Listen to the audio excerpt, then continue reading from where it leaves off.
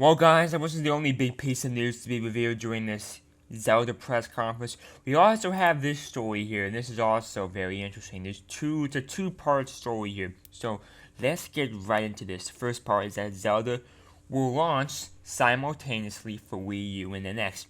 Before I move on to the second part, let's explain this first part to the viewers here. Basically, obviously, for a long period of time now, people were suspecting, due to the graphical power of the Wii U, due to the failure of the Wii U, right?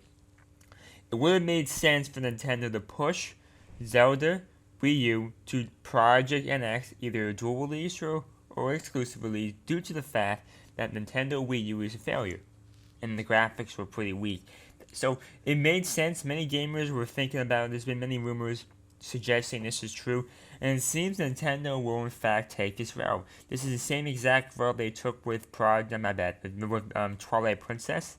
You know, the same route they took with that game, and that was a smart move because you just launched a new console. What better thing to do than launch a new console than having a Legend of Zelda full-featured main adventure game on your new console, right?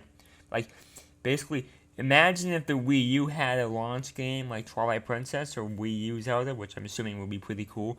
That would really help the sales of the console, you know? So, I have no problem with this decision. This is the only piece of information I actually agree with.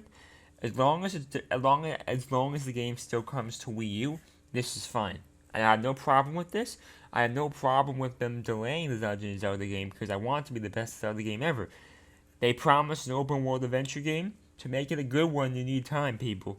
And obviously, this is a pretty small development team in terms of who makes the Legend of Zelda. It's pretty small in terms of the amount of people. So that's why it's taking them so long. And they're not used to an open world game like this. I know Skyward Sword and Twilight Princess were kind of open world, but in comparison to a true open world game, which they are trying to make here, and I have no problem with that. So yeah, let's move on. That's the only thing I actually agree with. Then the second part of the story is that the Legend of Zelda Wii U will be the only playable game at Nintendo E3 2016. Okay, this is a major problem, right? Just when you thought Nintendo Directs were bad during E3, this is even worse. At Nintendo's E3 booth, right? There's gonna be one fucking game.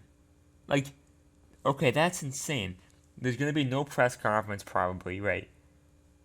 They may not even have a Nintendo Direct that day. Maybe they'll have a Nintendo Direct the day before. This is absolutely insane. Does Nintendo forget how amazing E3 is? When they first announced Twilight Princess, right?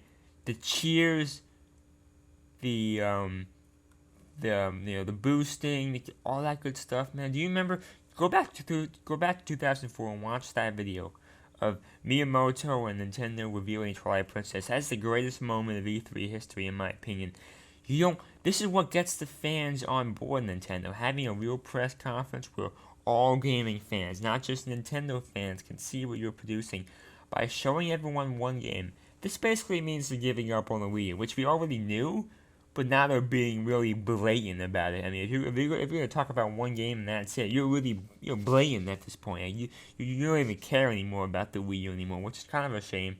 But anyway, these two stories are very interesting. I'm surprised that 10K NeoGAF rumor came out to be true, but it seems all that shit came out to be true. So overall, guys, big news here.